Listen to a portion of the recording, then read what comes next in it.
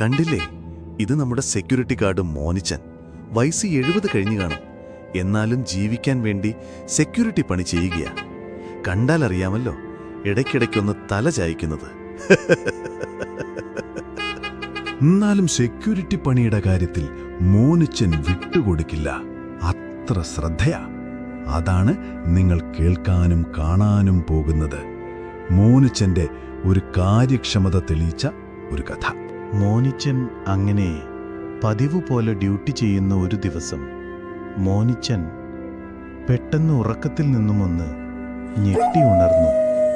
ആരോ അയാളെ വിളിച്ചതുപോലെ. അയാൾ ചുറ്റും നോക്കി. പക്ഷേ ഒന്നും കണ്ടില്ല, കേട്ടില്ല. ഒരുപക്ഷേ തോന്നിയതായിരിക്കാം. മോനിച്ചൻ വീണ്ടുമൊന്ന് മയങ്ങാനൊരുങ്ങി.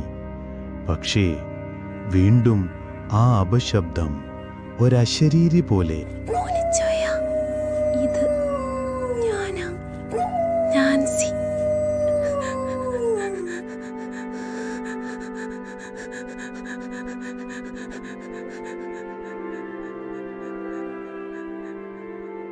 ഞാനിവിടെ തന്നെയുണ്ട്.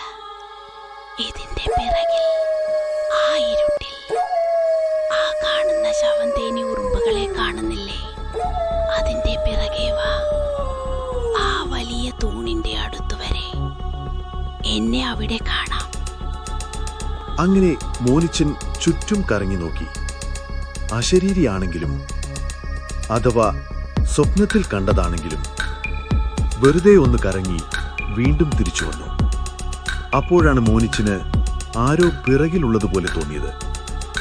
ഒരു തണുത്ത അന്തരീക്ഷം, ഒരു പ്രേതാത്മാവ് പിറകെയുള്ളതുപോലെ. വീണ്ടും ആ ശബ്ദം ചെവിയിൽ ആരോ പറയുന്നത് പോലെ.